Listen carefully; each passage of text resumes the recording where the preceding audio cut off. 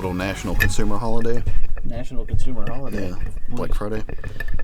I did not. National Go Buy Something. Go buy some shit. Yeah. National Corporatism Holiday. No, I didn't. I don't think I did anything yesterday. I always think it's like odd that like restaurants and stuff try to like promote on Black Friday. Like, why would you do that? What do you mean? It's like restaurants. Like, I just got a thing from notification from Domino's to the app, and it was like Black Friday special. It's like why? Just imagine like a horde of people like oh fuck the Domino's Black Friday special. Just like pouring in through the windows and shit. Like some like World War Z. Yeah. Like that scene from The Mist, you know, where they had like all the dog food bagged up against the window. Like, I'm gonna give somebody this fucking moldy ass pizza for Christmas. God. It's like, oh, you must have went to the Domino's Black Friday special. My grandma did too, but she lost a leg. She lost a leg in the Domino's Black Friday special of 2020.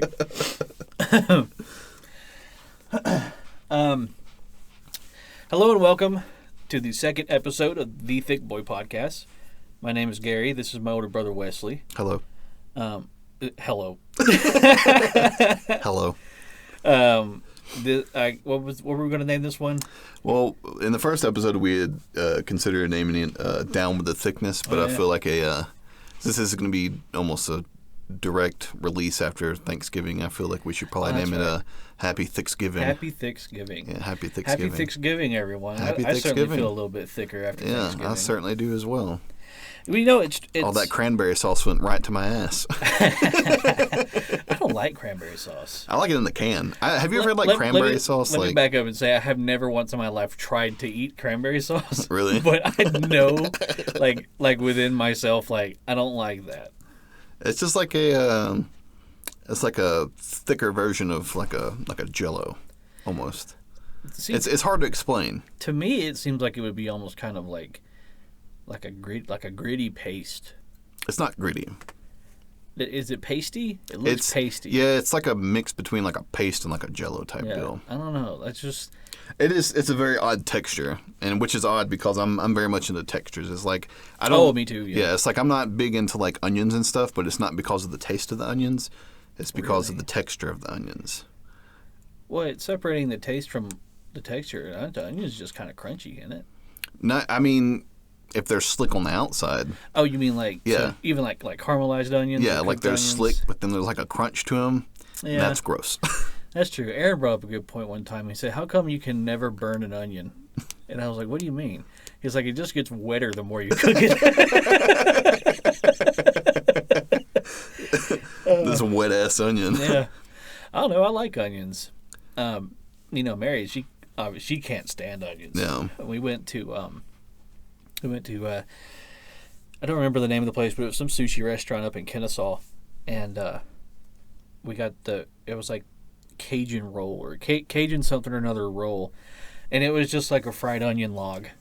Ugh. It was very, very strange, and it said nothing about onions, like in the description. Oh. It was like Cajun spice, Cajun this, that, the other, and me and her both we're all about Cajun food. No. So we're like, yeah, we'll give that a shot. And then Mary tried to eat it, or she took a bite, and I just saw her like her whole body just like what? Just like convulse. Yeah, she like tensed up. I mean, there's nothing in this world that like will set her over like an onion will. Yeah. And I was asking her, I was like, what's going on? But she just had like putrid onion in her mouth. Yeah. And she couldn't. She was locked up. She couldn't speak, but she also didn't want to like spit her food out. Oh no, I'm like a toddler. As soon as I eat an onion, I was like, wet. It's just like down the front of your shirt. Yeah. She tried to eat it. Like she tried to swallow it. Yeah. And I was like, somehow I figured out that it was onions, and she tried to swallow it, and I saw her kind of like close her eyes and just like, she was like, okay. I can do this. I can swallow this onion. Yeah. And like it was a lot of onion. Like even for me, it was like I love onions, but that was like that's a bit too much. That's a bit much. We're sitting in this restaurant, and it's It's kind of like a little bit of a fancy restaurant, I guess, but it was an hour and a half wait to get in there. Ooh. Yeah, and it was sushi, which, if you're in Kennesaw and you want sushi, just go to Revolving Sushi Factory. That place is cool. I've never been there before. Is that the one where they have like the plates and stuff that come by? Yeah, it comes by on a little conveyor belt, and then there's like a tablet, like next to your table, and like if you order something special, you type it in on the tablet, and it comes to you on a bullet train. That's cool. Yeah, it's cool as hell.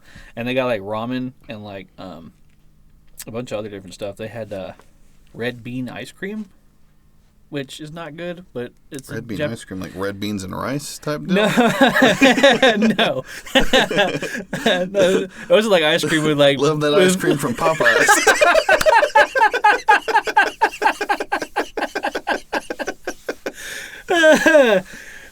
No, this is like no, it's like, I guess it's red beans, and they take it, and they're not cooked. I know nothing about how the process of this works, but they mash it and mush it into like a paste, and then they call that ice cream, and it's served cold. Cold mushed beans. Red cold, yeah. So, I guess it's better than like, hey, you want some cold mushed beans? Yeah. Like, the Americans have ice cream. We can make ice cream too. Just mash all these red beans together. We'll call it ice cream. But no, so back to the onion thing. So I saw Mary kind of like, she tensed up, and then she was like, okay, I'm going to eat this onion. She hasn't said a word to me. Yeah. I can just see all this like in her eyes. Yeah. And she tries to swallow it, and she goes, bleh.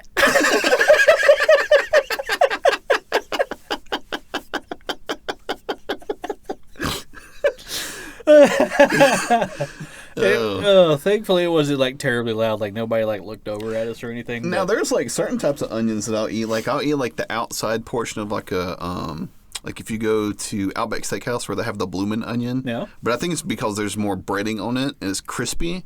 You just like the fried bread. Yeah, I like the fried bread portion of it with the remoulade like sauce. Onion flavored fried bread. And like I've gotten to the point now, like if I order crystals, like I don't ask them to not put onions on it because they're just going to put onions on it anyway. Yeah. So I've forced myself into eating those, like with the onions. And God forbid, you have to try to like scrape those off of there, and it's like mushed into that wet ass bun.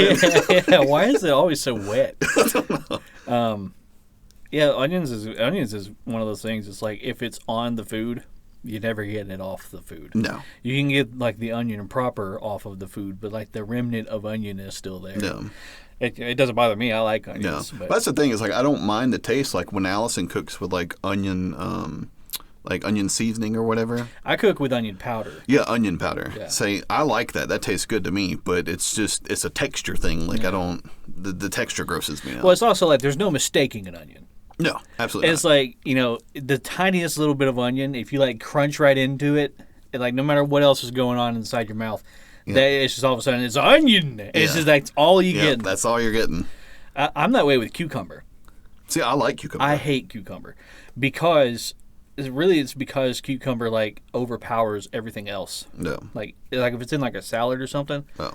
And every now and then I'll get a wild hair and I'm like, okay, I'm going to try and eat this cucumber. No. But as soon as I bite into it, it's just like my brain is just like everything's cucumber. You're seeing, hearing, tasting, smelling. Yeah, it is sort of, it's a very potent taste. Yeah. And you wouldn't think that though, because most of the time when something tastes real potent like that, it has a real strong smell. But a cucumber doesn't. Yeah, cucumber really doesn't. Mm-mm. No. I remember one time for college, Mary had to go and do like volunteer work at like it wasn't a homeless shelter, but it was like a place that does stuff to help like the homeless people. Mm-hmm. And she was like, do you want to go with me? And it was like, this is like when I was still trying to impress her. I don't give a shit now, but like I wouldn't do that now. No, I'm gonna stay home. What are you talking about? But I was like, yeah, I'll go with you. I'll put on my sandals and my jeans. I had no idea what we were in for. And we get there, and then they like bust us off in different directions. So now I'm not even with the only person that I know. Yeah. I'm with all these strangers. There's people that I don't know. Yeah, it was really weird too when they like separated us because like they had this one person who came by and was like, "You look like a big guy. Come with me." I'm like, "What is happening?" Like, am I getting shipped off to, like, a concentration camp or something? Am I going to, like, the work camp? So we get there, and they're like, okay, guys, here's what you're going to do today. And they handed one of us, like, a pickaxe and one of us, like, a shovel. And they're like, we're going to dig up, like, all these what do you call this big, long wooden, like, struts that people use in their gardens. Like a railroad tie? A railroad tie. Yeah, That's it. They're like, we're going to dig up all these railroad ties and move them to the back. Like the fuck we are. Well, for a moment in my head, I was like, there's literally nothing to stop me from just walking away. Yeah, just walk walking away. down the street and texting Mary and be like, hey, when you get back to your car, come pick me up. I'm over here at the Irish Bread Pub. Like I didn't sign up for manual labor today. I was wearing flip-flops. You're like, read the room. Yeah. But because I'm non-confrontational, I was like, okay, I guess I'd have done the same thing. this is what I'm doing today. So, I mean, it was like 8 hours. It was a long time. Like, I worked like a field hand that day. No. And, like, I was wearing, like, a flannel shirt and, like, blue jeans and flip-flops. No. I was not dressed to be working outside. They're like, what are you doing here? And I don't know if you've ever tried to lift a railroad tie. It's awful. They're heavy. Yes, They're are. very, very dense. Yeah. And we had, like, 20 of them to move. Yeah, and it's not like flip-flops provide the best, like, base for any type of, like, lifting.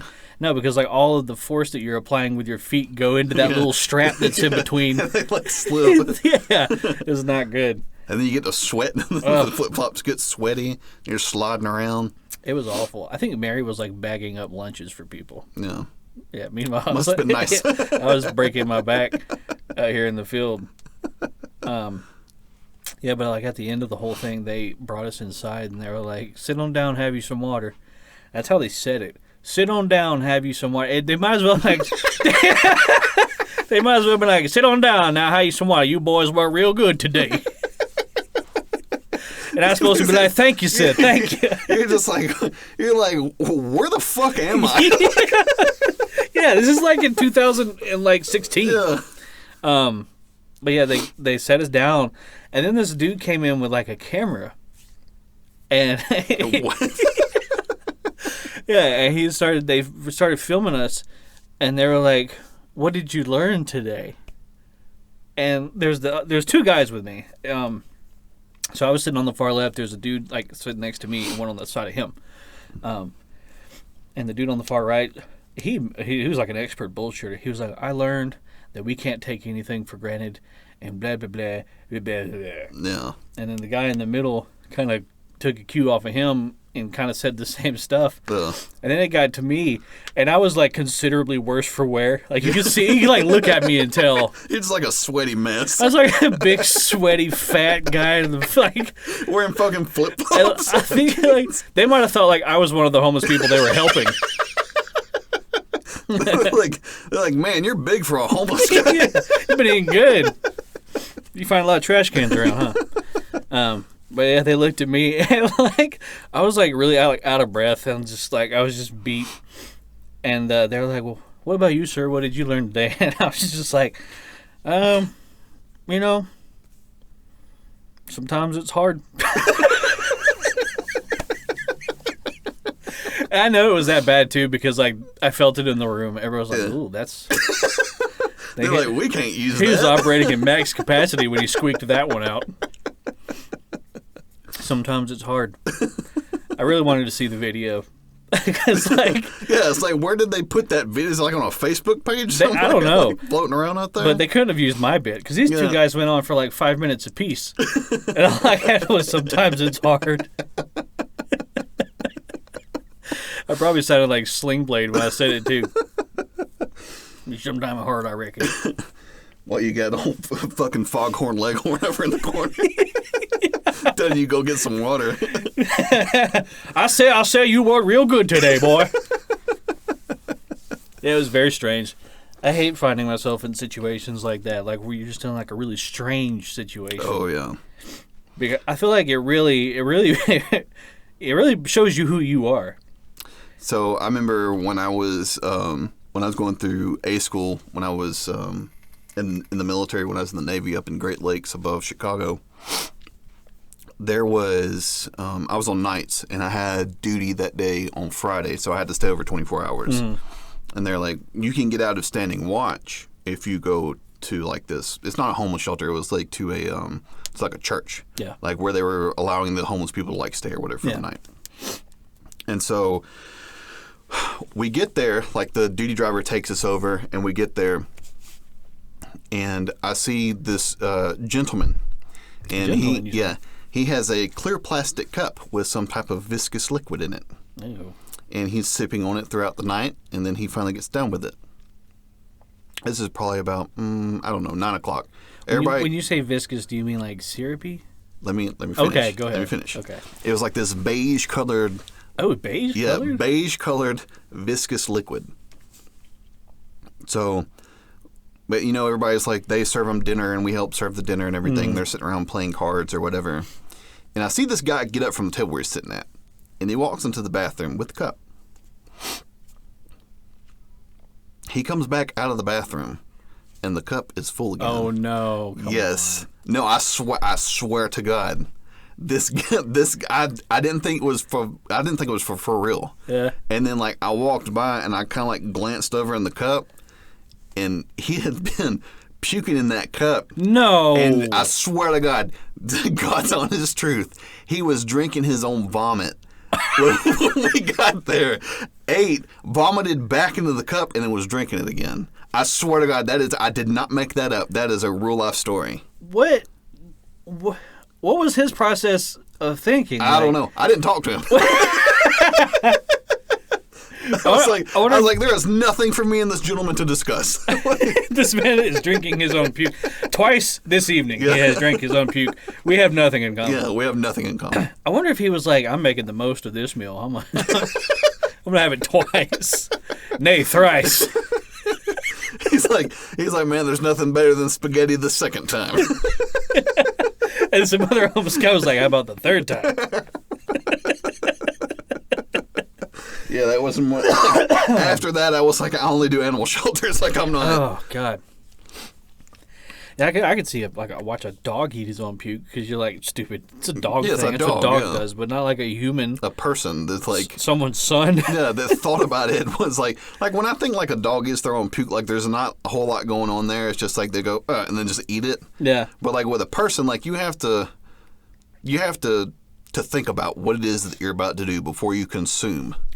Yeah, you're not. Yeah, there's hardly anything that you act on, purely out of instinct. No. Anything you do, you're like weighing the options, the pros and cons. Exactly. It's somewhere in there. The pros outweighed the cons. Yeah, the only people that don't like react based on decision making are toddlers. Like those are the only people. Yeah. Oh my God. That's because in my line of work, I don't want to give away too much information about it's the internet, whatever. Yeah. But in my line of work, I go into Atlanta pretty often, and the things that you see in Atlanta in the middle of the day, just in front of God and everyone. I was coming out of Atlanta. I was coming like from the zoo, going towards like Northside Drive. Yeah. So I cut through like Capitol Avenue and that area or whatever. Mm-hmm. And I was sitting there in traffic on Moreland Avenue, I think it was. And there was a homeless guy, and he's not on the sidewalk. He's like in the road with us, like around the cars or whatever. And he starts walking this way, and I'm just like, okay, just look dead ahead. Don't make eye contact with him, anything like that. Like, I understand that he desperately needs me to help him. I'm not going to do it. I have my own thing I need to worry about. No. I'm at work. Yeah.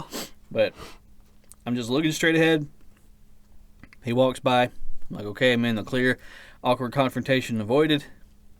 And then in my side view mirror, I see him like pivot around behind my truck. And he puts both of his hands on my tailgate. And then he like disappears, like his head disappears underneath the tailgate for a minute. And I'm like, what in the hell is happening back there? And the guy in the car behind me he's going, He's like, his eyes are so wide. His eyes were huge.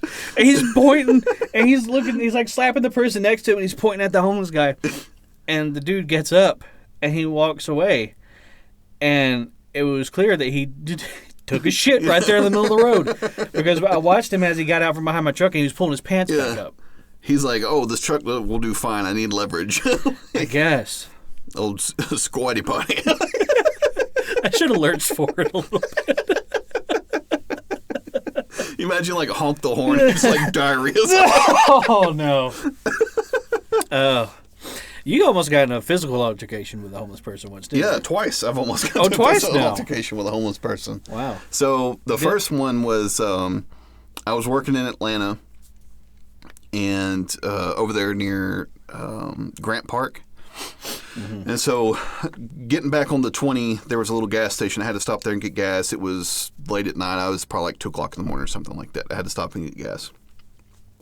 And at the time, I was working for tips and everything, so I only had cash on me. Yeah. So I walked into the gas station, and as I was walking in, there's a homeless guy that's over there, and he says, "Hey, I need to get some money."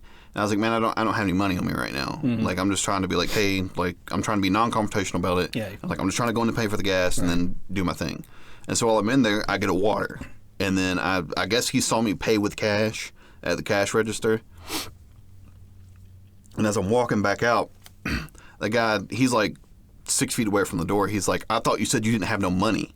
And I was like, he's catching a tooth with you a little bit. Yeah, and I was like, "I got no fucking money for you." And I started like walking towards him, and then he like walked away. And then the second one was I was in Fresno, California for a job that I had out there. And I had to order something off Amazon, and they shipped it to like a drop box that they have out there. Like, yeah, I've seen those before. Yeah, so it's like in a gas station, and it was the quickest way to get the thing that I needed. Mm-hmm. So I walked in, and so I go up and I get the item out of it or whatever, and there's a lot of homeless people in Fresno. Like, they're everywhere. Like, it's pretty crazy. Is that near San Francisco? No, Fresno is... That's California, isn't it? Yeah, Fresno's in California, but it's like it's really like in between San Francisco and like L.A.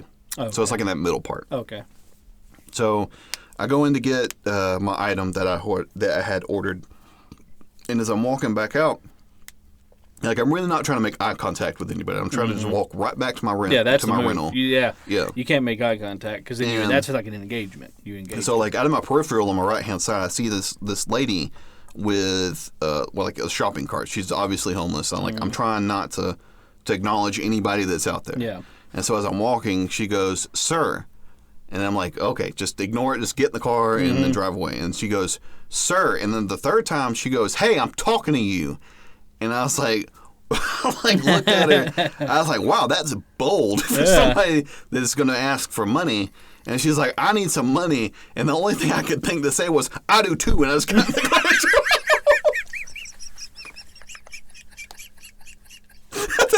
that's like the best I could come up with. Oh my gosh! As I got into my like rental like 4Runner, like I do too. I got in the car. I was like, "Ooh, got her good." Like, that was the one. Yeah, I burned her real good with that one. Yeah, you probably like said it to yourself a couple times. Like, I do too. Like hyping myself up in the car. Like, I think I'll drive around again. Say it again. Well, I mean, there's a lot of truth to that. I mean, it was. I don't remember exactly what the statistics are, but it's like, most Americans are only like a missed paycheck away from. Oh yeah, paycheck to paycheck, certainly. Yeah. Like a majority of Americans. Yeah, I'm not too terribly far away from that myself. Oh no. But it's like it's almost like an exponential decrease. Like, you can be, almost financially destitute and still have a home and a car and food and blah blah blah, what have you. Yeah, but that's really where you're at. Like, it's not. But like, it gets any worse than that, and then all of a sudden you go from having like basic human essentials to having literally nothing at all. Yeah. And it's crazy how fast that drop is. You know what I mean? But yeah, I watched a documentary once. I don't remember what the name of it was. It was something like the unemployment business or something like that. But it was talking about beggars in general, and people who, how many of them are not actually beggars. Like they're not actually like homeless or whatever. Yeah, they panhandle and they make a bunch of money. Yeah, I've seen that before. Yeah. And they had this one guy on there with like, they had like the voice filter or whatever, and like his face was blacked out. And he was like, 1 year I cleared over $100,000 in cash, and it was like, the IRS sees none of that. No, yeah. I mean, not that he's going and he's putting it in a bank. No, he's probably using it for like drugs and alcohol and stuff like that. But still, at the same time, it's like there are people out there that have fallen on hard times and they actually do need that money. Well, that was what I mean. One of the things that they said in that documentary was like the people who actually do need help, you won't see them on the streets. It's like as a general rule of thumb. Yeah. It was like you usually will see them, somewhere like at a shelter or at a place that gets some work throughout the day. Somebody who needs the help will usually go and find that. Yeah. Now, that's not to say that you don't have people who are, homeless and literally have nothing and you can't even get help. Yeah. Like people that live under bridges and shit like that. Yeah. But they also said that a lot of times people will go out of their way to help them and get them like a haircut and a suit and a job interview and a place to stay and this, blah, blah, blah. And then like a couple months later, they lose it all again and they're right back to being underneath the bridge. Because you haven't fixed the crux of the problem. All you've done is you've addressed the top layer issue. Yeah, you put a Band-Aid on it. No. That's crazy to think, too. I mean, a lot of things are like that. You can't fix the... What's it I'm looking for? You can't fix a symptom. You know what I mean? Yeah.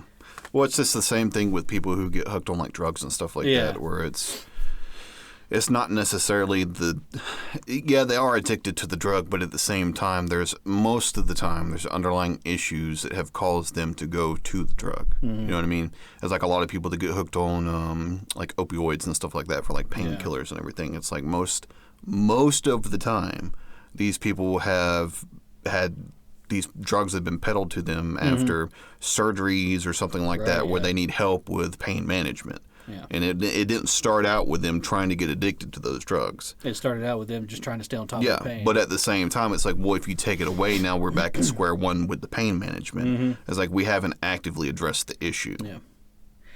Yeah, it's more often than not, people who are recovering from like drug addictions will backslide. Oh, yeah. It's like almost like guaranteed. Like if you have somebody who's like addicted to drugs or alcohol or what have you, like the first time that they try to become sober, I don't know for certain. I can't give you any kind of fact or anything like that, but I would venture to say that nobody does it the first time. It would have to be an astronomically small portion of people that are like able to do that. Like a fraction of a fraction of a percent of anybody who just kicked it and stayed off of it. Yeah. But everybody's addicted to something. Oh yeah. Well, I mean, you take into whether you realize consideration it or not. Coffee, nicotine. Oh yeah. Social media. I mean, there's all kinds of different addictions. Yeah. I mean, everybody's addicted to something. I mean, I have a problem with energy drinks. It used to be Monster energy drinks. Now it's Red Bull.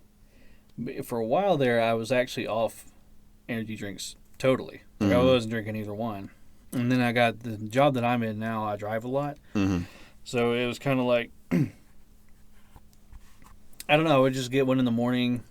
And I kind of like I was starting to like mark parts of my day with like Red Bulls. Yeah. So it's like, okay, I get one in the morning. I got one at lunch. I get one on the way home. Yeah. And I was like, I can't be drinking fucking 3 Red Three Bulls of them, a day. 3 of them a day. Because it's just pure sugar. No. You know what I mean? Red Bull doesn't give you wings. It gives you a goiter. It gives you gout. Red Bull gives you gout. Can you imagine that commercial? It's just like somebody's foot's twisted around. It's like the cartoon guys. Yeah. Those little like color pencil cartoons. Some guy's like drinks a Red Bull and he's just like, ah! His foot's like twisting. That goes like a corkscrew. But I at one point I was like, okay, I need to get off Red Bull entirely. I was like, I'll start drinking coffee, black coffee. Yeah. And I was because then you're just getting the caffeine. Then you're it was not just getting the the sugar caffeine. with it. Yeah. And it was like, okay, now I'm getting the caffeine. I'm not drinking as much sugar. And then I started drinking coffee and Red Bull. So then it was just like, okay, now I'm drinking all this sugar, and on top of that, I'm drinking black coffee in the morning. No wonder I can't sleep for shit. Yeah. Yeah, but it's not just illegal things that you can get addicted to. Oh yeah, I mean, look at how long have people been smoking cigarettes and cigars and tobacco. They used to and say everything. that cigarettes were healthy for you. Yeah, exactly. Like, was it back in the 50s when they had all those, like, infomercials, or not infomercials, but it had, like, commercials and stuff where it'd have, like, Fred Flintstone, like, smoking a cigarette. Oh, yeah. And then there'd be, Mine like, was like, hey, Fred, can I yeah. get a cigarette? And there'd be, like, a doctor that would come on. The doctor would be like, a cigarette a day. Yeah, cigarette a day. Yeah, some Winstons or whatever. Yeah, I think it was a Winston, Yeah. actually. It was the Fred Flintstone commercial. And then those bastards made a vitamin, like, some damn Flintstone vitamins. Oh, to like, with, you think they were like they're trying to save yeah, face? Might as well have, like, Fred smoking a cigarette as one of the vitamins. As one of the vitamins. Mommy, this one tastes ashy. Like, menthol. Yeah, they actually used to. There was a brand of cigarettes. I don't remember which one it was, but they used to peddle cigarettes to pregnant women. Really? Yeah. Probably Virginia Slim. Maybe. But, you know, in medicine in particular, they haven't always had it in the bag. No. I mean, they used to give people just like cocaine and heroin. They just give people heroin. No. Well, they do that now. Yeah, well, they do it now. They yeah. do that now. But back then, they actually, it was called heroin. And shit, they put it in Coke. Yeah, they're like, all right, so once a day you're going to heat this up on a spoon? Yeah. Grab yourself a big rubber band and tie it around. It's like, it's okay. You can use the needle multiple times. It's not a big problem. Just don't share it with anybody. Yeah. What was it that they used to have like a general term for like whenever they had like somebody had an ailment that they didn't know. Consumption. Consumption. That's what it was. Yeah. She came down with the consumption. You would see that in movies a lot too. Yeah. Like, no, she had gonorrhea. Yeah.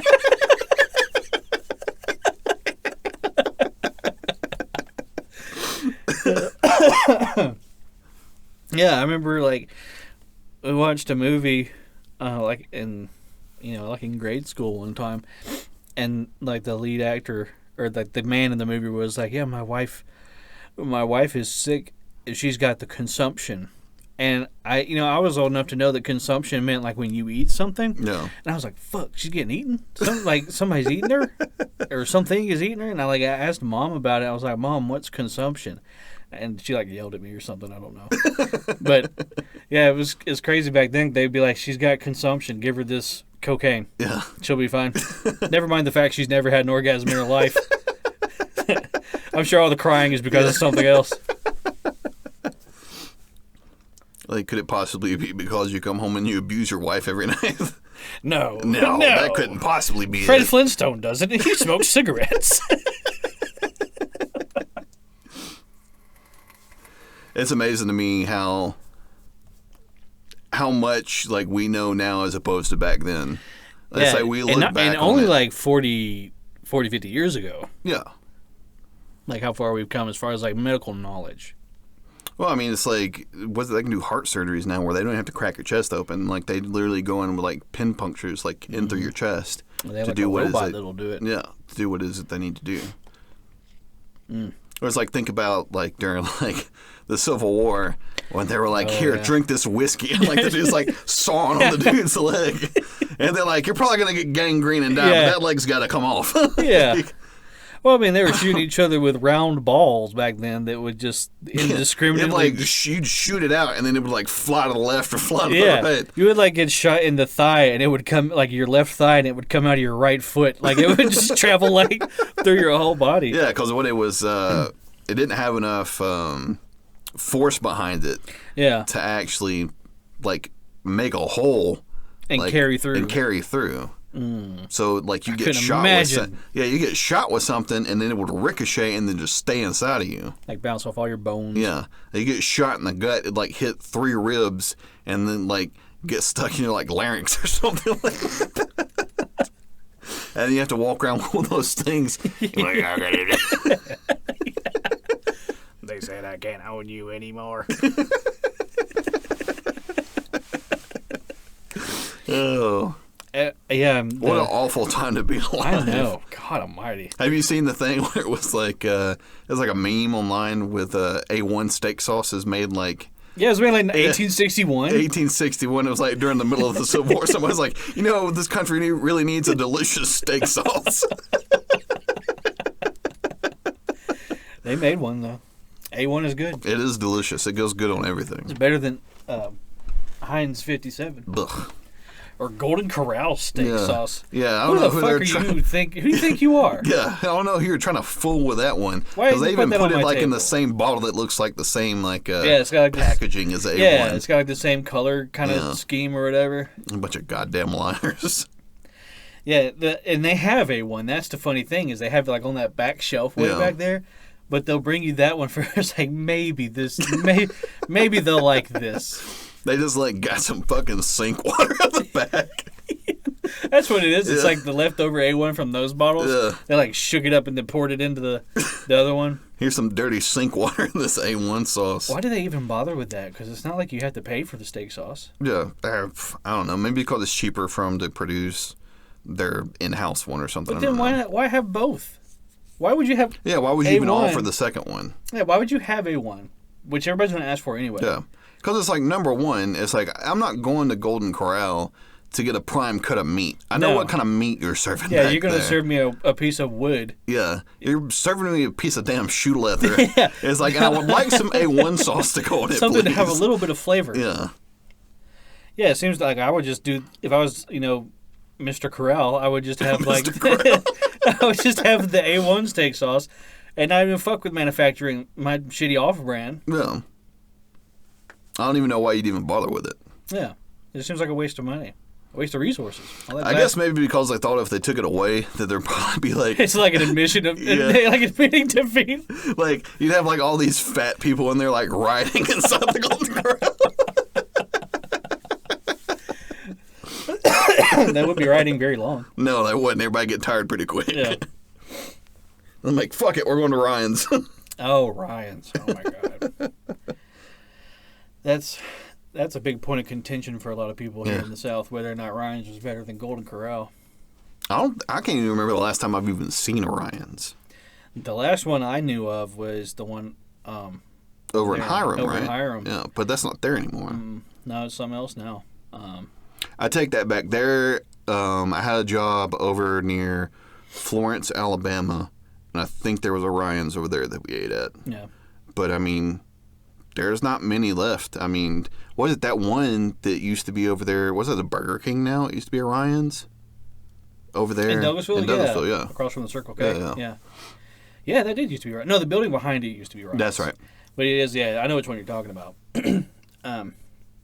Because when we were little, that used to be where we ate all the time. Yeah, there wasn't a Golden Corral. Mom and Dad had to figure out how to feed these 3 little shitheads. Yeah. And they're like, fuck it, we'll go take them to Ryan's. Yeah. They'll figure something out all by themselves.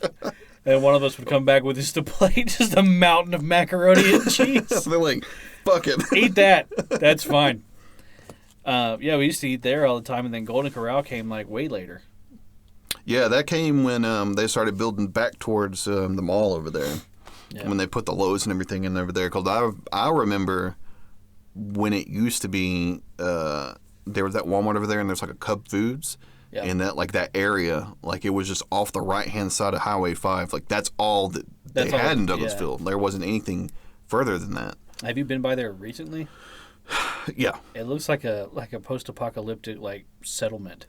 Yeah, I don't know what's going on over there. It's got to be like a big drug den. I mean, because they still have all that stuff over there. I don't know what they're using it for. It's like in that Cub Foods and that those are huge buildings. Yeah, they're massive. Yeah. Yeah, I don't know. I remember going into Cub Foods even as a kid, and maybe it's I have a skewed memory of it, but I felt like everything in there was orange. I always remember. Like it was like very dimly lit. Yeah, it was very dimly lit. I remember that, and I remember. And I don't know if this is true or not, but I felt like they had a crow's nest in the middle where they were like looking at all the customers. It's like a sniper up there.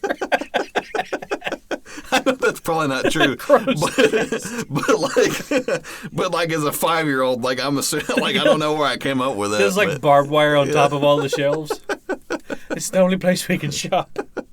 Keep your eyes down. Because, I mean, at that time, the Walmart didn't, I mean, that was closed and stuff. Like, if you needed to get groceries, you either went to Ingles or you went to Cub Foods. That was the only two places you get food from, as far as groceries are concerned.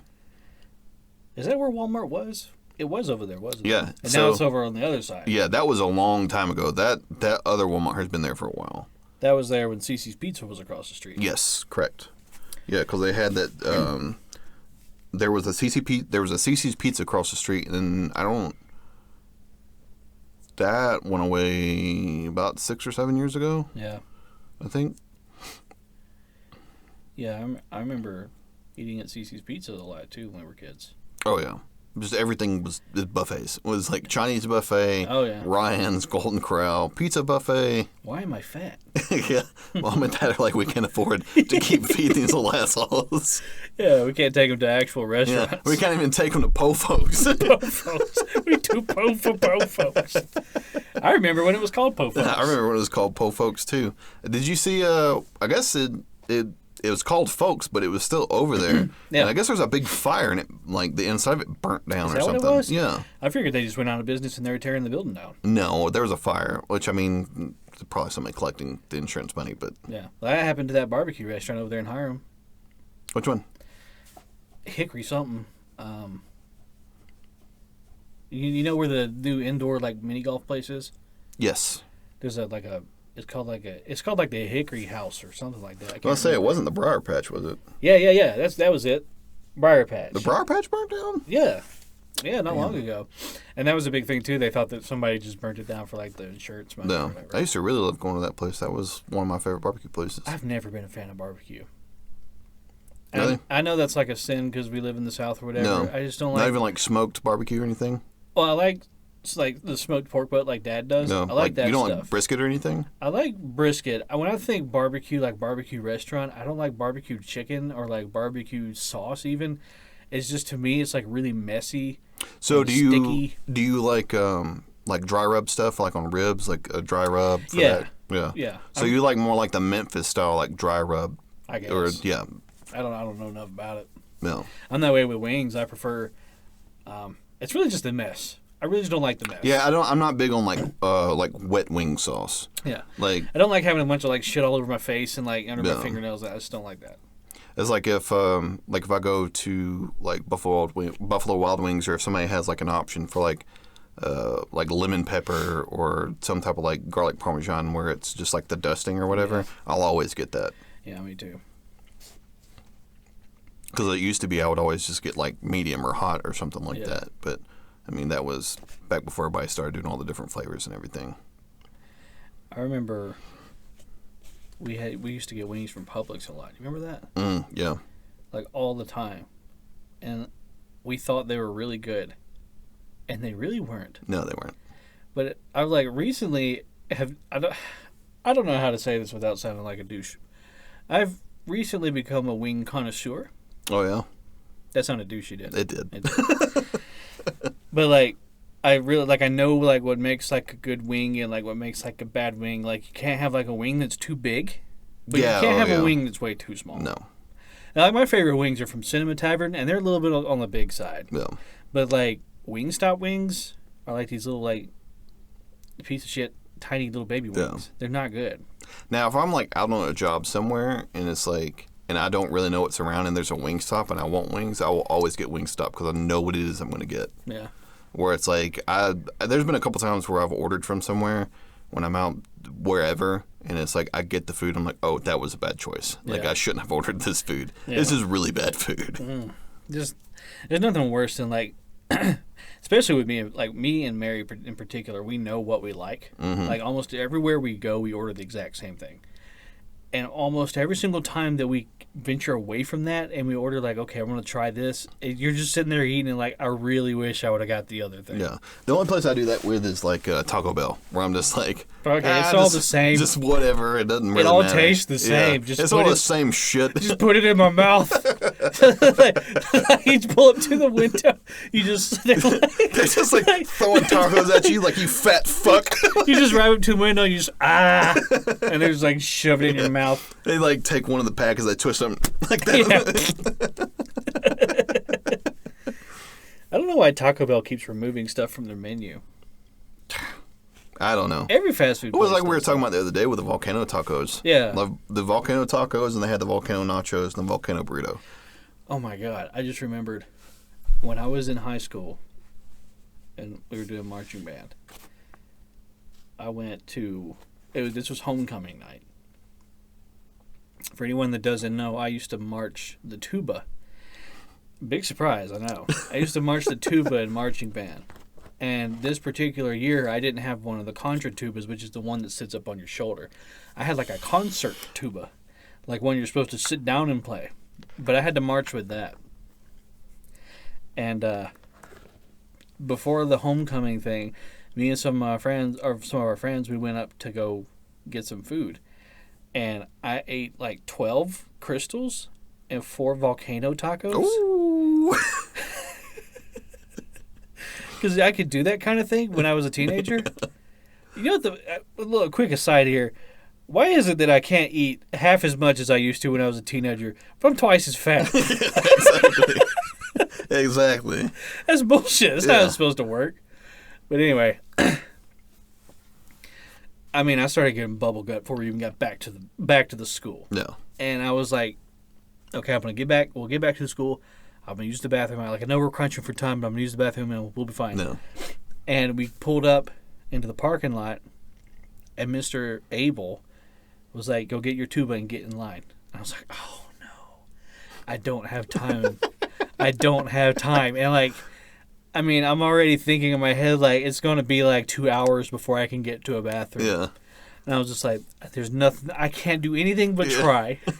So I go and I get my 45-pound tuba, and we're standing down on the fucking football field, and it's hot, and I'm sweaty, and my stomach's going like, oh. I thought I was going to shit my pants on the football field in front of the whole school. And I did.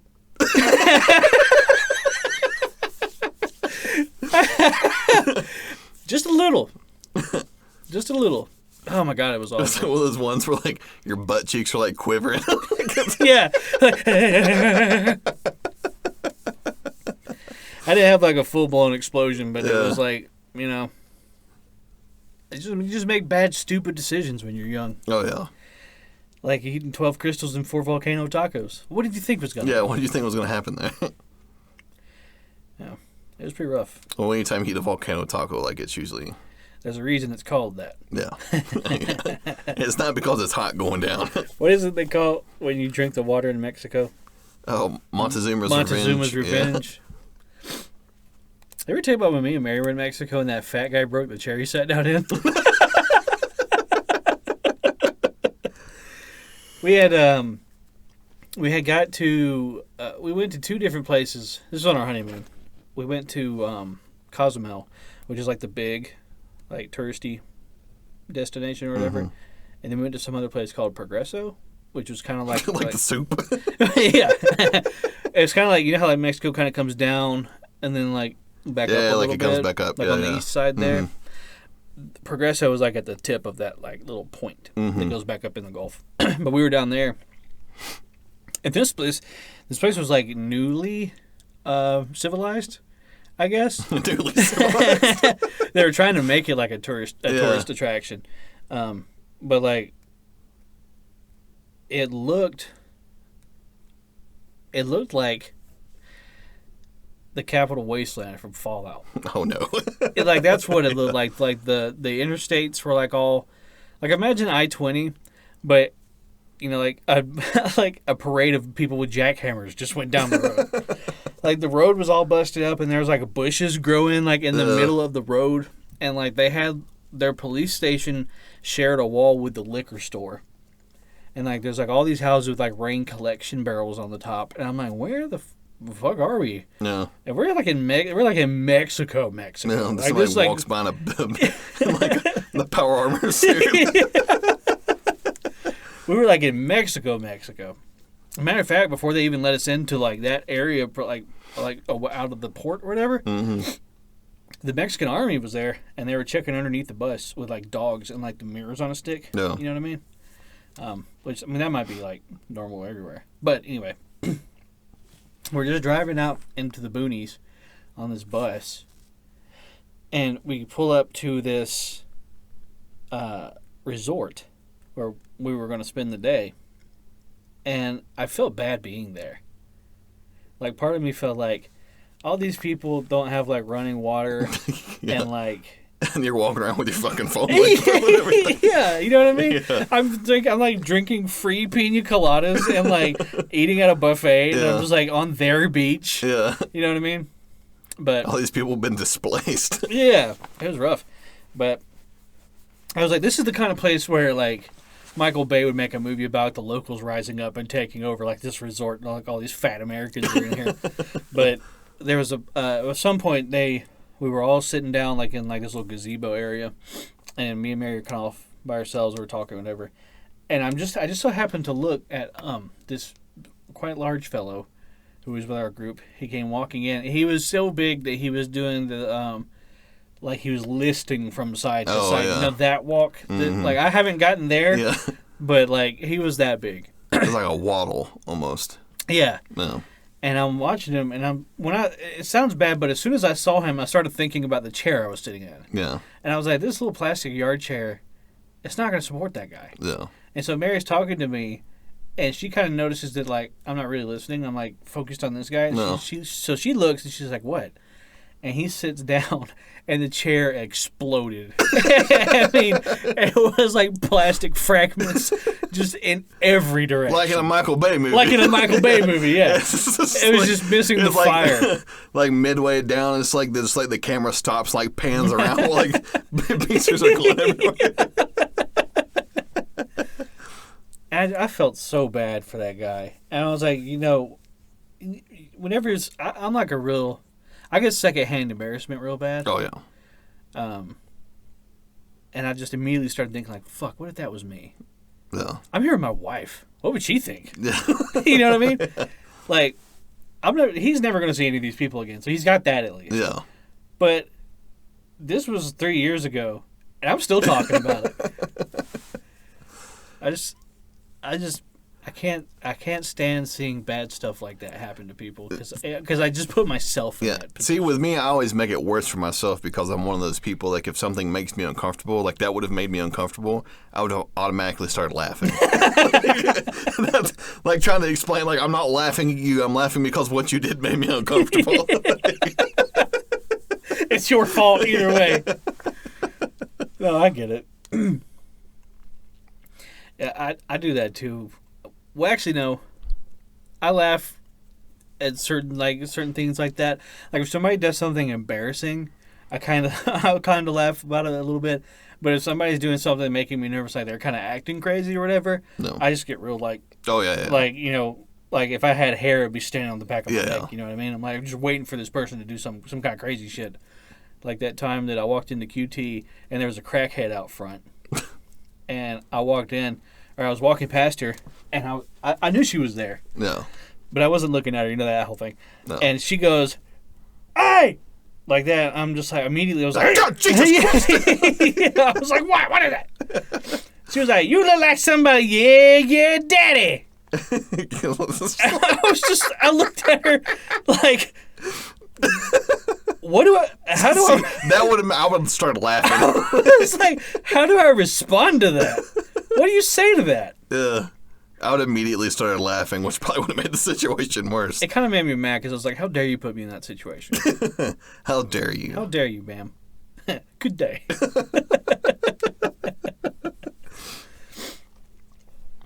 Yeah, people that I can tell that they're like high. Not like people who smoke weed, like they're just fucking chilled out or whatever. Yeah. But somebody that's like on meth or like crack or something like that, immediately I'm like, oh, I don't. They're just gonna do something. Yeah, they're like a wild card. Like, you don't know, like, yeah, like I've got my eye on you. Mm-hmm. Like I don't know what your next move is gonna be. Like I think it's because I don't know what they're gonna do. Yeah. Like if I can't tell what a normal person might do. Like, somebody be, like, smoking meth and, like, standing out in front of, like, the racetrack and then, like, whip their dick out. Yeah. Like, it could be anything. Yeah, it could be anything. Yeah. Like, if somebody's standing out in front of a racetrack smoking weed, they're just going to stand there and smoke weed. That's what they're planning for today. Yeah. Like, anybody that, like, smokes meth, I'm sure, like, their initial thing is, like, hey, I'm not going to, like, hit somebody with a tire iron, or like I'm gonna whip my dick out in front of like a child or something like that, or hit my own dick with a tire iron. Yeah, exactly. But hey, you smoke meth and anything's on the table. Yeah. So. They're all options. Maybe you would feel better if you yourself smoked meth, so you kind of know what the thought process is a little bit better. Like, no, I'm doing this to understand. Yeah. This is all for science. Yeah. While you're in there cooking up some fucking meth. Like, no, sir, this is still illegal. You can't do this. You know, what's that one page? I call it a page. I don't want to call it a news Vox. No, Vice. Vice. They're the ones that will always like run these pieces on like cartel gangs and like drug lords and stuff, and we'll like literally post a video on Facebook of like, this is how the Mexican cartel makes their cocaine, step by step. This is how you do it. No, and they just put that on Facebook. How do you get away with that? Because you're reporting it. Like they have like a recipe card on the like you can download the recipe. They're like 5 steps away from putting up a video of like a how-to, like a 5-minute crafts, like how to make cocaine. Like the top down, like the top down view. With like the little ukulele thing in the background. I mean, like, any day now they're gonna put up like straight up porn. You know what I mean? Oh yeah. This is how to have a prostate orgasm. Yeah. You know, this is how Mexican drug cartels have prostate orgasms. It's just like, no, you can't put that. You can't put that on Facebook. They're just like, well, we're reporting on it, so it's different. Yeah. Like, no, it's not really. Yeah, it's science. We got Bill Nye the Cream Pie guy.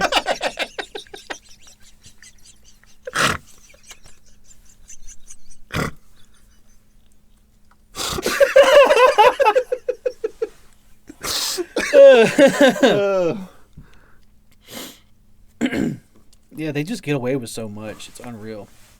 And you know what jelking is, don't you? I've heard of it before. For anyone that doesn't know, jelking supposedly is this move that you can. I call it a move. It's not like a skateboard trick. It is the process of grabbing the base of your wiener and basically tugging on it to make it longer. It's obviously just nonsense. Yeah. However, you can find it on YouTube. You can find grown men essentially jerking off on YouTube because it's educational. So, do they do it while like you're supposed to get like soft? You're supposed to get like a half chub, and like grab from the base and like just squeegee towards the front, and it's obviously just you're just pulling on your wiener. Yeah. Like, but the point is they're jerking their dicks on YouTube. Yeah. With no age restriction. Yeah, I've done, like, I know that I haven't done that before. That's what I'm about to say. But, like, I've been, like, on YouTube, and, like, you know, you get to that, like, weird section of YouTube where it's just, like, what did I stumble upon? Yeah. Like, you go down the rabbit hole, and, like, 4 hours later, you're like, what the fuck am I watching right now? Like, how is this even on here? And it has, like, 17 views. Like, you're the 18th person. Yeah, like, no comments. And you kind of want to, like, pop in and be like, hey, I came from the normal part of YouTube, wound up here. Speaking of Down the Rabbit Hole, that's a channel on YouTube called Down the Rabbit Hole. I haven't seen that. Yeah. You should look into some of his videos. I think it's just one guy that does them, but a lot of them are like really interesting. Like he did a video on Chris Chan. Do you know about Chris Chan? Mm-mm. He does a video, but he does videos about like strange or weird things that have happened on the internet. Mm-hmm. Kind of like things that have like a little bit. They're like a little bit like internet legend. So he's like the internet historian. Yeah, but it's not like comedy. Yeah. It's more like matter of fact. Oh, okay. Which is really why I like those videos, because he doesn't like make fun of anybody. He just presents the facts. Like here's this led to this led to this, whatever. But there's one guy he did a video on. I don't remember the dude's name, but he created his own operating system called Temple OS. I've seen that. I actually saw that online as Tech Tips. Oh, really? They had that on there, and they were showing it. That dude was out of his fucking insane. Mind. Yeah. Like I think he was like textbook like sociopath or schizophrenic. Yeah. And he was posting. I don't know what forums he was posting to, but he would be posting like updates on like this operating system that he made. Mm-hmm. Which kudos to him for making his own operating system. Like, granted, it was pretty, rudimentary, but I mean, he wasn't making like Windows Vista in his basement. No. But yeah, that dude went off the rails. Like, I'm pretty sure he's still alive. I thought he was dead. He might be. I thought like he's still alive. The whole thing with him, and this might be incorrect, but I've heard of that guy before. I don't know what his name is, but I thought I'd heard at one point that he thought like the CIA was after him or something like that. Yes. Yeah, and I thought that he had died or something like that. But there was the CIA and the FBI. His name was Terrence Davis. Is he still alive? He passed away at age 48. Okay, so he is dead then. Yeah, he suffered from schizophrenia. Yes, he certainly did. It certainly shows in his work. Yeah, it certainly did. And like, if there's in that video, in the Down the Rabbit Hole video, there's a part where he's like in the background, he's like showing footage that like Terrence took himself, like videos that Terrence would make and upload. He uses that as like footage for his documentary or whatever. There's a part where he's homeless, and he's homeless in Las Vegas, I think it is. And he's sitting outside of like a liquor store or something, and he's just babbling into his phone, just saying whatever. And he looks up from his phone, and he just goes, "Oh no!" And he looks back into his phone and starts talking, and then you hear the guy go, "Hey, motherfucker!" He walks back over, and he's like, "I'm gonna beat your ass right now." And the dude's like, "I didn't do anything to you. What are you talking? Why are you over here? Why are you bothering me?"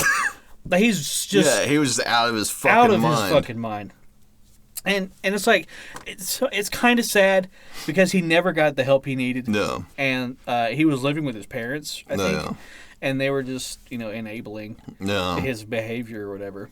He would go on those forums, and he would post about how the CIA was after him and how he was gonna he would make threats like he was gonna kill his parents and stuff like that, just to see if they'd show up. And just it was really, really, really wild, like how bad he got towards the end. No. Well, that's what. Speaking of people that are on the up and up like that, Bob Lazar. What do you think? What do you think about Bob Lazar? I believe that he believes what he's saying. I think that it's odd that a lot of what he has said has come to fruition. Yep. I think that it's odd that he talked about element, was it like 151 or whatever it is? Unobtainium. Yeah, unobtainium. And that he essentially proven that that is a real element, and they created it in the super collider. Mm-hmm. But they could only get it to exist for like a fraction of a second or something like that. But he was like, "I told you." Yeah. Yeah. Like, that's fucking absurd. One of the big things about it too is like his story has always remained the same. Yeah, it's never changed. Yeah. Bob Lazar is for anybody who's curious, Bob Lazar is a former. Did he work for NASA? He worked for. They called it. I want to say S4 from what I've read and what I've heard, and that was out at Area 51, and that's before everybody kind of knew what Area 51 was. Before it had that stigma. Before it had the stigma to it, and essentially the crazy thing is that he had brought friends and like some people that he knew into the area or whatever, and was like showing them everything. Yeah.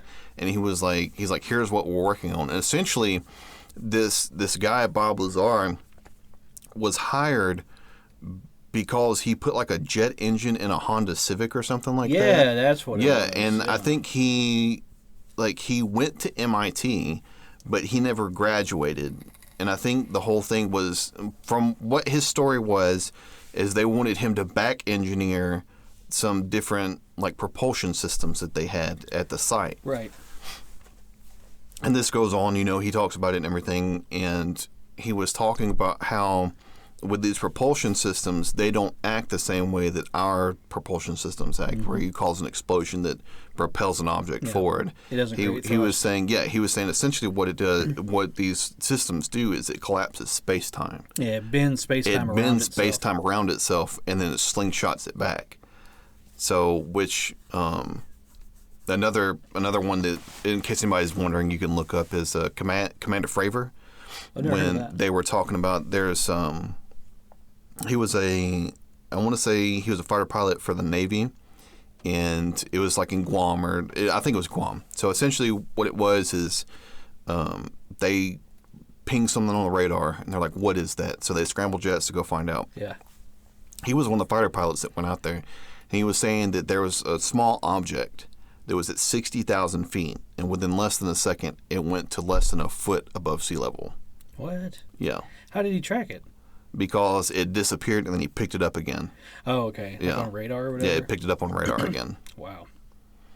And they were saying with, was it the FLIR video, which I think is like, it's like IR or whatever. And they were saying it moving, that there was no heat signature on it.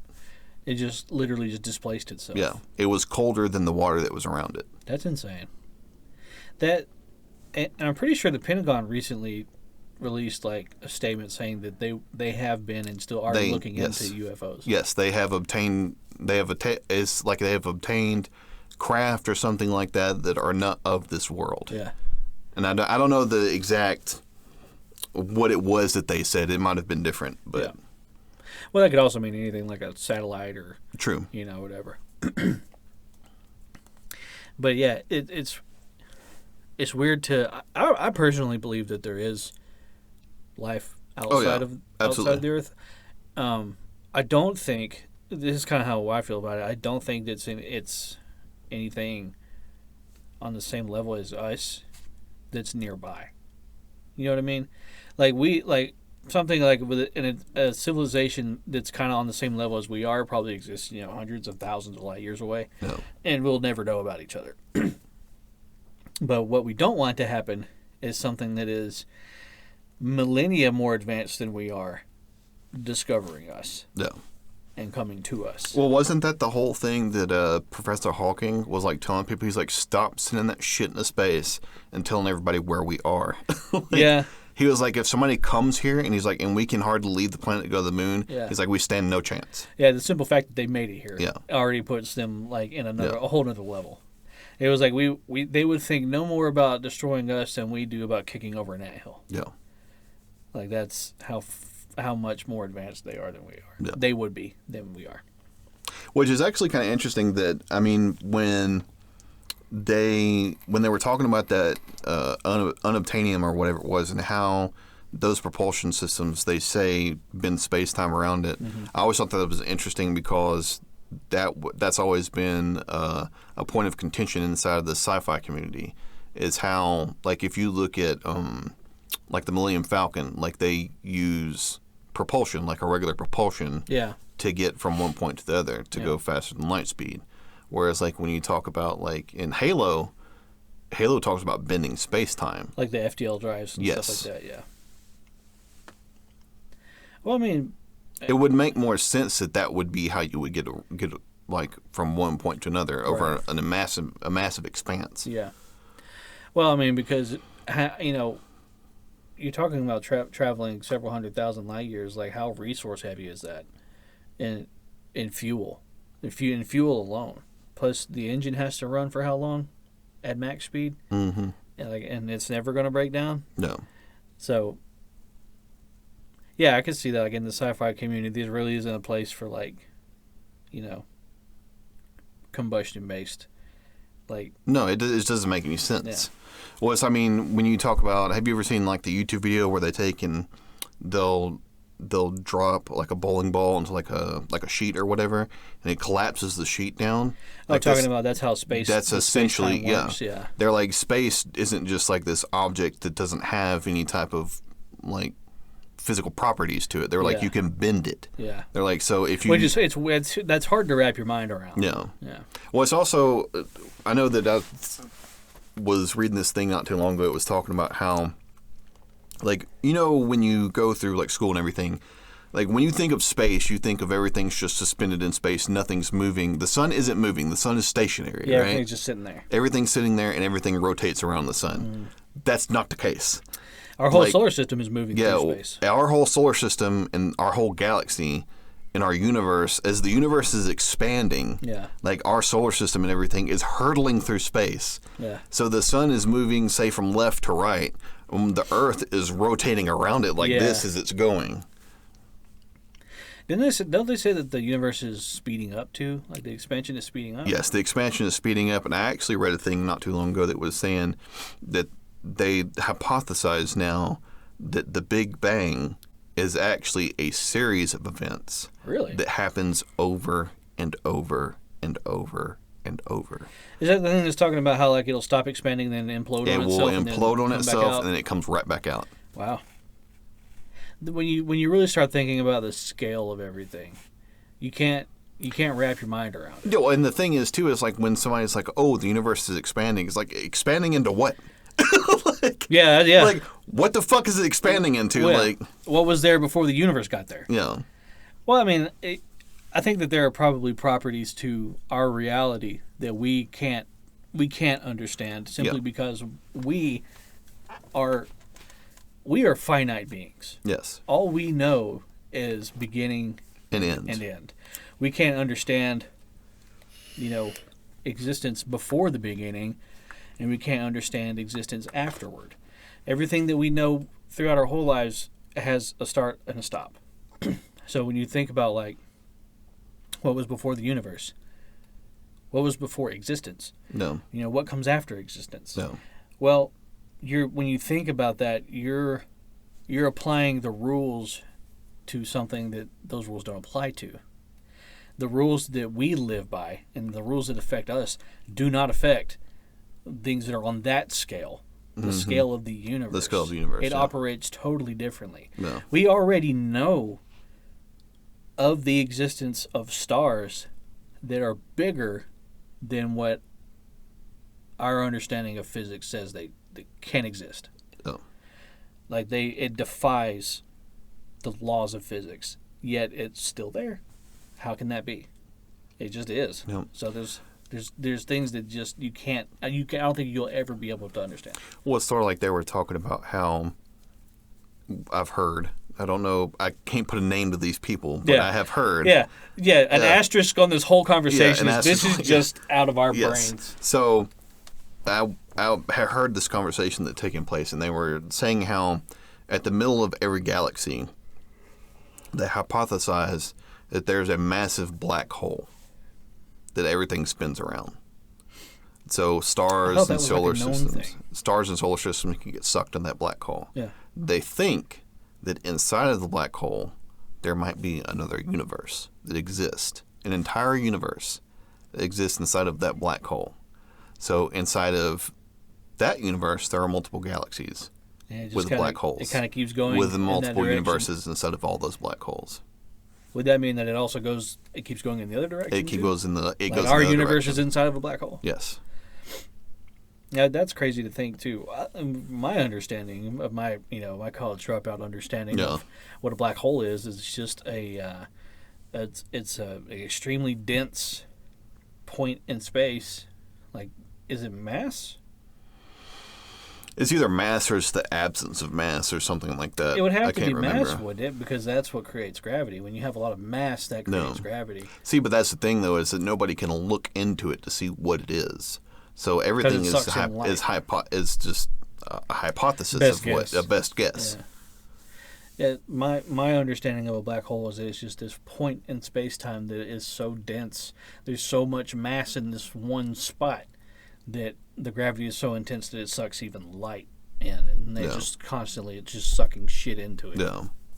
But you would think that if it's sucking it into something, it goes somewhere. Where is it going? I would assume it's just adding to the mass. It's being crushed into Well, think of it like singularity. Think of it as like you open like a drain, like you fill up your tub. You're thinking it's like a wormhole. Yeah. Like it goes in and it has to come out. It has to somewhere. go somewhere. Right. Like if that is how it operates, if it's the way I'm thinking of it, as just like a chunk of mass, imagine just like a marble. Yeah. The marble weighs so much that everything around it gets sucked to the marble, and just compressed onto the outside layer of the marble. Yeah. And it just keeps sucking that in. Yeah, but who's to say not inside that marble? Maybe because the mass is so great that is a universe. Yeah. Yeah, because there's a lot of mass in the universe. No. I don't know. It kind of makes me sad to know that I'll never understand how everything works. Yeah. You know what I mean? Yeah. I want to know why things are the way they are in space.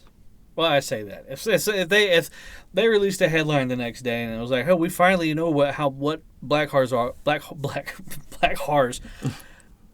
We know what black holes are. We know definitively how they operate. And here's all the data and everything. I would probably just be like, neat. No. But I mean, even if they answer the question as to what a black hole is, what's inside of a black hole, why does it pull everything towards it? I mean, that's only a fraction of a fraction of all the questions. Well, like I said, it's like if the universe is constantly expanding, what is it expanding into? Mm-hmm. What is beyond the universe? And can you move fast enough to get past where the universe is? And if you do move past where the universe is, what's out there? That's just I don't know, man. That's just you can't wrap your head around that. No, it's too large. Yeah, the scale of it's too large. No, it's like even when you start thinking in the other direction, like atoms and quarks and stuff like that. Well, that's the thing too, is that everybody says, "Oh, an electron is the smallest known particle in known existence." Yeah. It's like, says who? Yeah. Says who? What makes up an electron? What makes up an electron? What makes up the components that make up an electron? Exactly. It would have to keep going. And that's going. that's the smallest you can see. Yeah. That's another thing too. Everything that we know is made of other things. Exactly. And everything we know makes up other things. So, when you go down to the smallest, something, there's something that makes that up. There has to be. Or maybe there doesn't have to be. Who the fuck knows? No. I don't know. I certainly don't know. No, well, nobody knows. And that's the thing, though, is like if anybody ever comes up to you and they're like, "Oh, I know exactly what's going on," they're full of shit. They don't know. Yeah, you don't know. Nobody knows.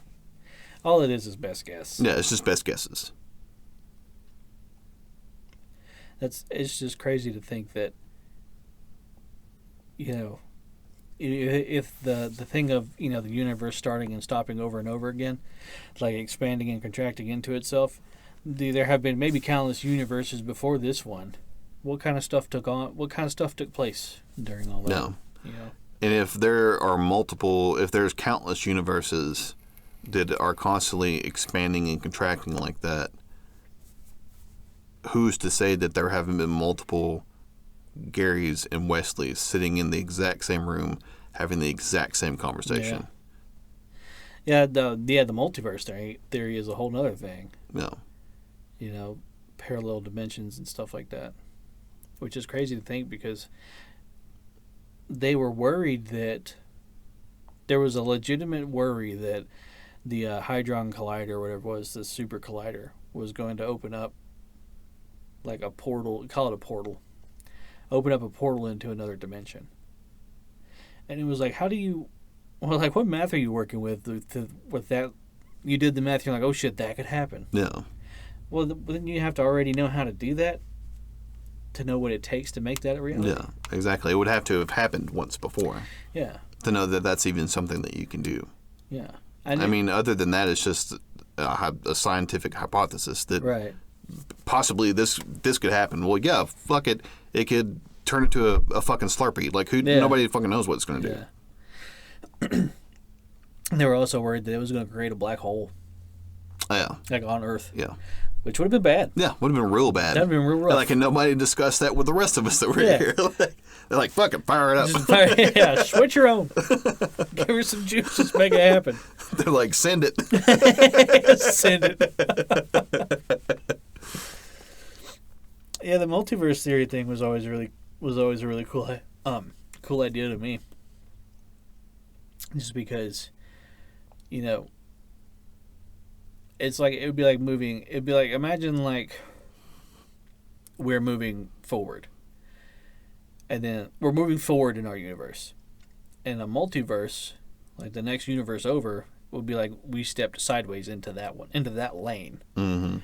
What's going on over here? What can we use from this universe in our own universe to better ourselves or our own lives? Better our understanding. Or maybe there are things that have come from their universes into our universes for that very same purpose. Well, it's also interesting too because there's been certain things that they've been able to do where like it was all like scientific or science fiction, where it is science fiction said that this is a possibility or they wrote about it or whatever, and then like today everybody's like, there's scientists are like, yes, there is a possibility that there could be multiple universes. Mm-hmm. Well, I mean, the multiverse theory itself kind of lends itself to its own theory. You know what I mean? There's a theory that multiple universes aside from our own exist. And, in this universe, that theory is true. You know what I mean? Yeah. So it kind of gives itself its own little bit of like, legitimacy. Yeah, validation. Yeah, it validates itself a little bit. I mean, if you think about,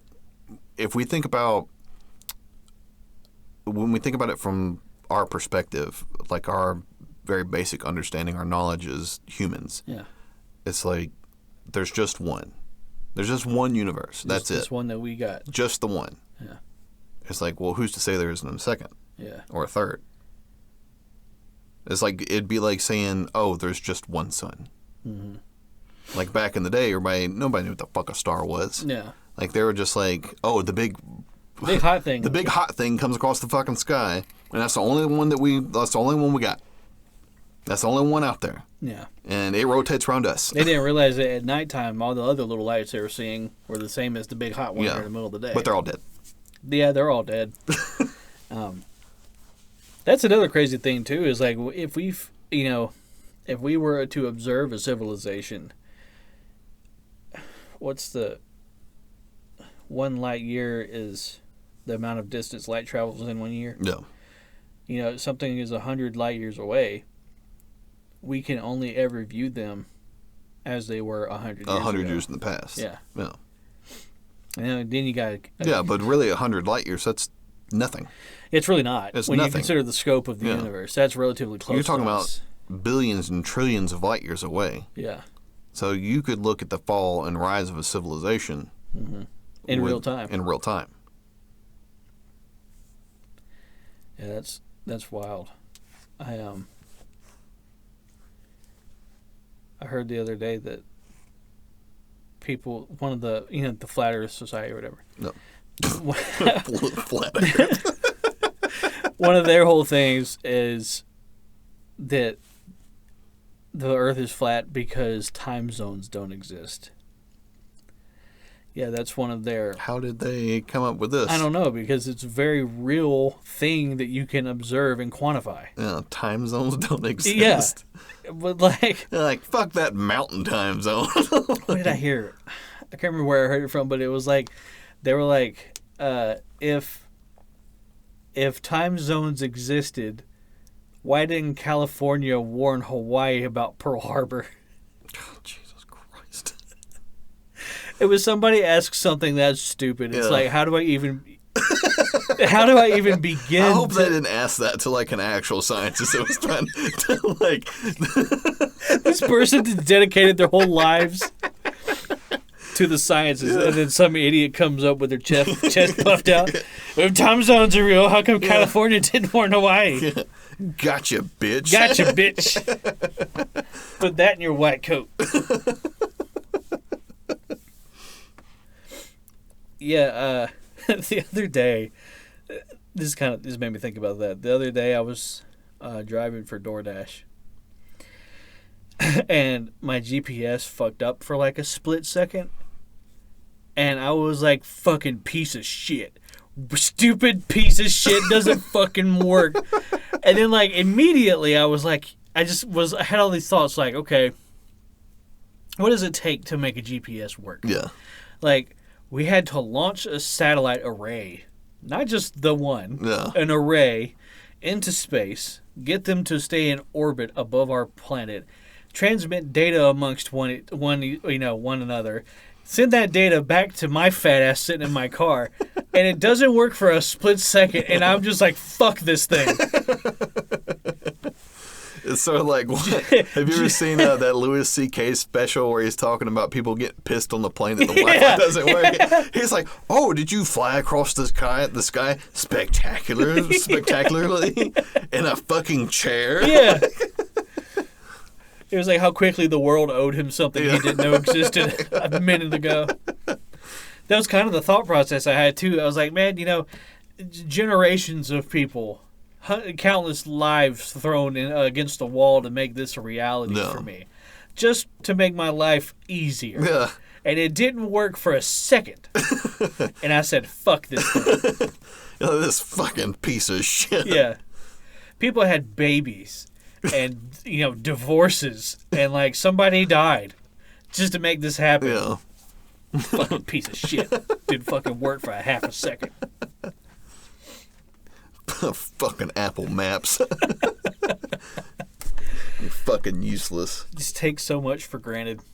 Oh, yeah, certainly. So much. Even in the short time that me and you have been alive.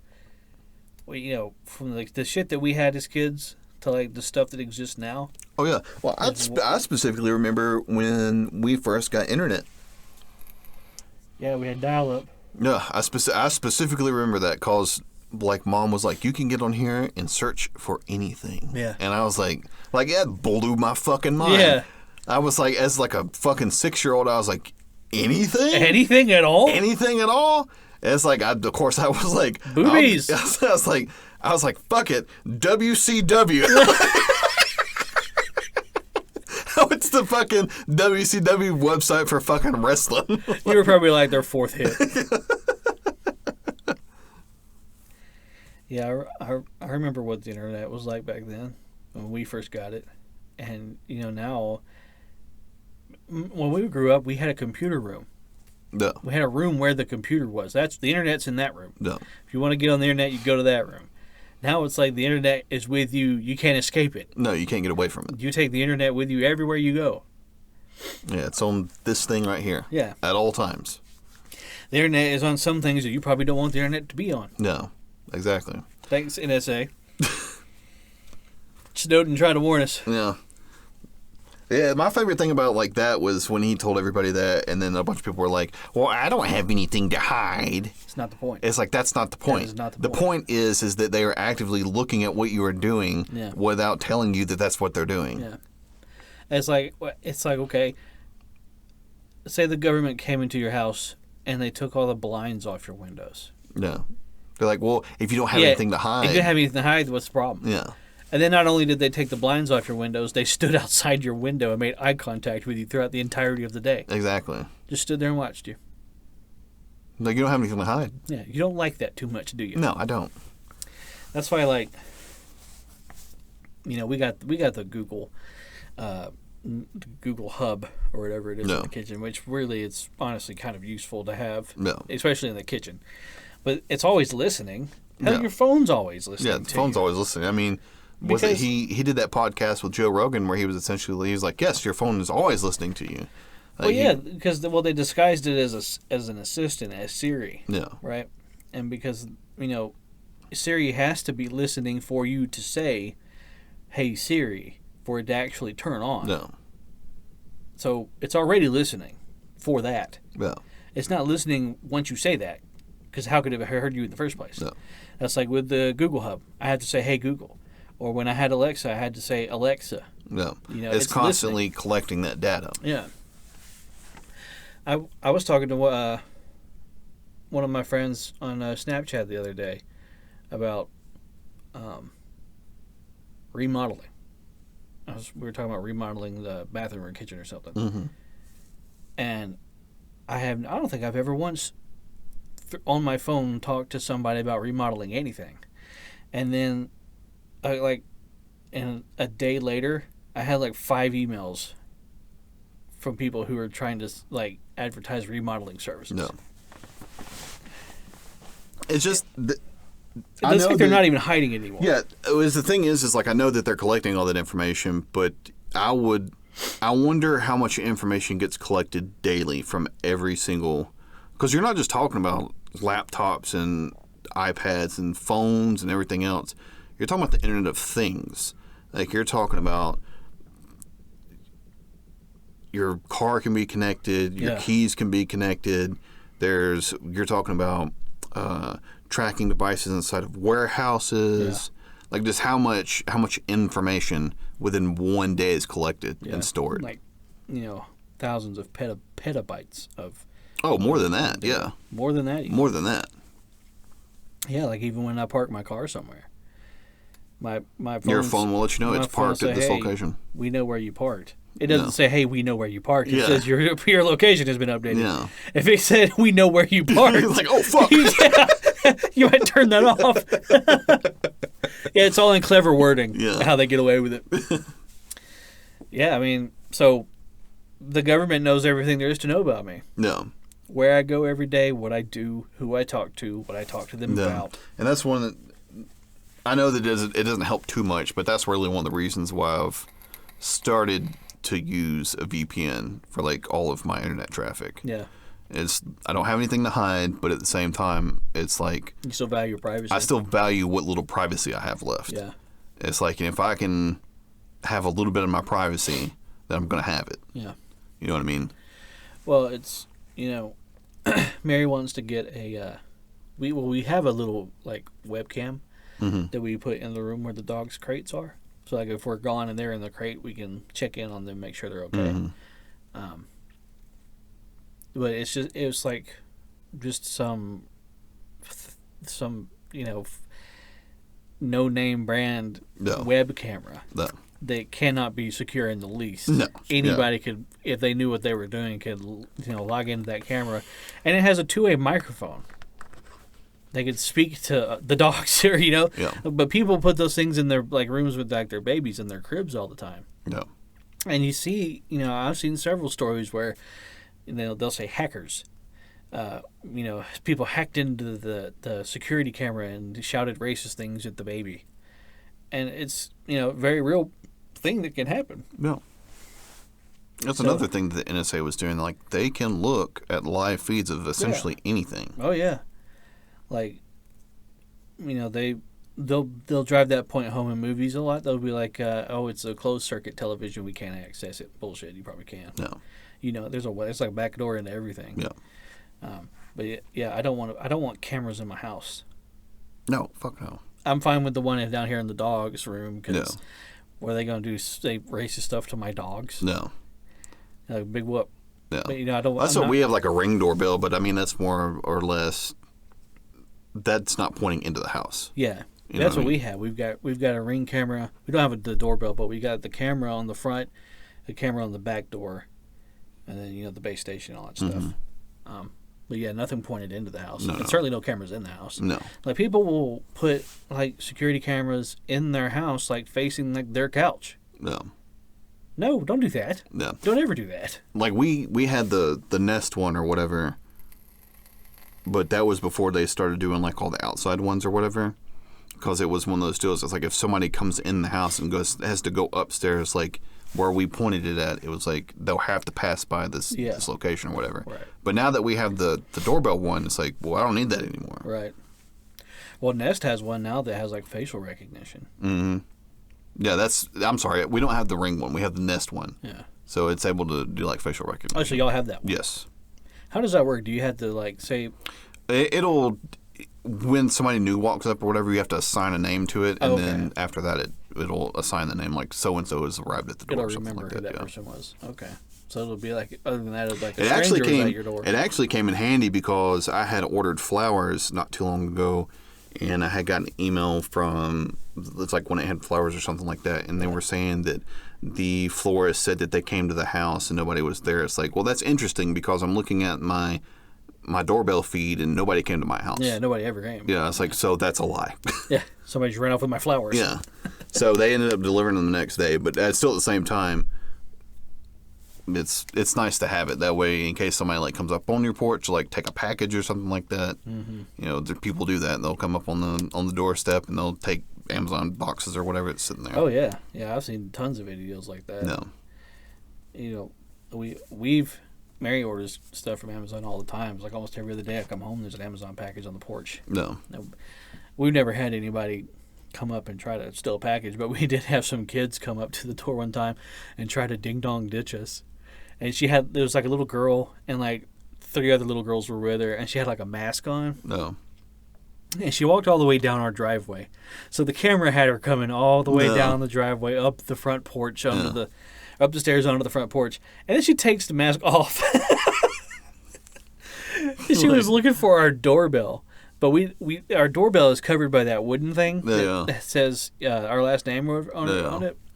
And she was like, I can't find the doorbell. And the other girl like poked her head like into view and was like, just knock on the door. And they were like, no, that guy drives the truck. So like I heard their whole conversation and everything like that. And like I was in the bathroom when they were there, and I was trying to hurry up because I wanted to go down to the door and like swing it open and like scare her back. Yeah. But I couldn't get to it in time. Oh well. But yeah, it's definitely. I think if you can, a security system's definitely a good thing. Oh yeah. At the very least for peace of mind. Oh yeah. That being said, just if you're gonna have cameras, just put them on the outside of your house, pointed to your yard or your driveway. You should always be cognizant of what it is that you're doing when it comes to your privacy. Yeah, definitely. Like, it's not like it used to be. Like, you can't just assume that when you put this technology inside of your house that it's not actively listening to your conversations or looking at what it is that you're doing. Yeah, because it is. It is. All those like home assistants and everything like that. Yeah. Yeah, I ended up giving the Alexa away, and I was like, I feel better now that Alexa's not in my house. And I looked over at my Google thing, and I was just like, like, fuck. Didn't really change anything.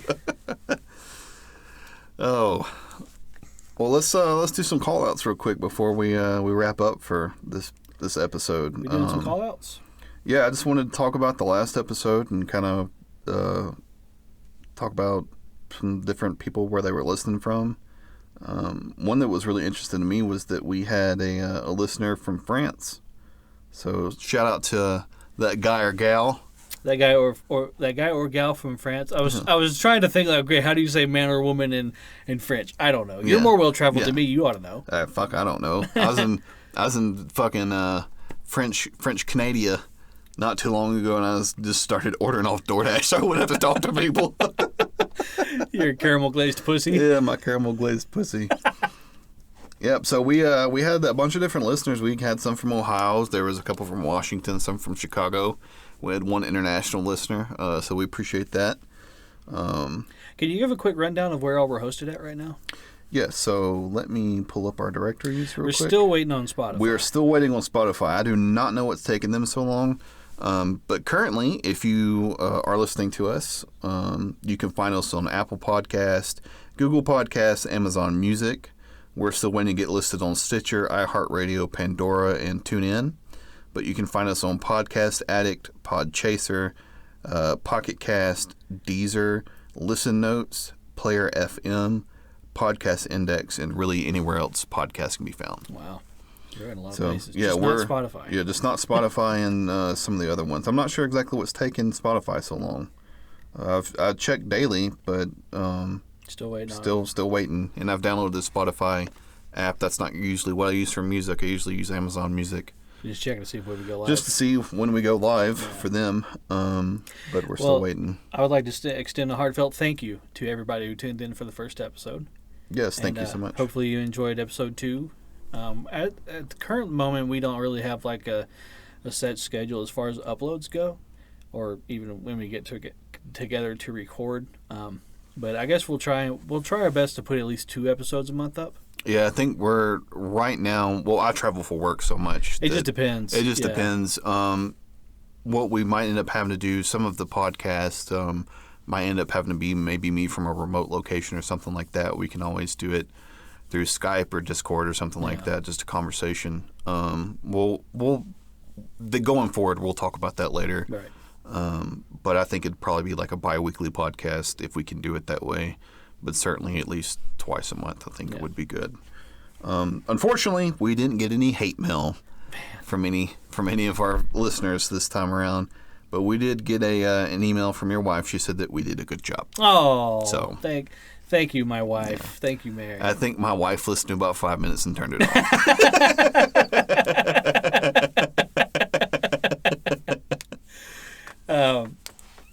Mary told me she was like, I listened to your podcast. She was like, I want you to know I really enjoyed it, but I can't share it with anybody. It's like, I totally get it. Yeah. Oh yeah, I get it. I totally understand. Yeah, I'm really hoping that it's more like a word of mouth at this point. Yeah. But yeah, thank you everybody who listened. We really do appreciate it. Do you have any closing remarks or anything? Or nothing that I can think of. Me and Wesley briefly discussed making a Facebook profile for the podcast, so I guess be on the lookout for that. That'll be coming. We can stay connected with anybody who wants to ask questions or anything. Yeah, like I'm still working on the Discord server. I've been lazy and I haven't done anything with it, so I'm actively trying to get that up and going. So I would like to plug my band. Go ahead, if you don't mind. Yeah, go ahead. For those of you who do not know, my band, Bay City Psychos, is getting ready to release our debut album, Fiends. It's FXIENDS, Fiends. We're going to be releasing that hopefully soon. I'm in the process of doing the final mixing and all that. We've got all the songs recorded, all the takes are done. It's just a matter of making it sound halfway decent, and I have no fucking clue what I'm doing. So... but what I've got so far sounds pretty good, and if I can get the approval of the band, I'll put a little sneak peek in the podcast. Oh. Maybe at the end there. But yeah, be on the lookout for that. Fiends coming soon. There you go. That's it. I don't really do anything interesting, so just listen to the podcast. All right, everybody. Thank you. Thank you for listening. And goodbye. And goodbye.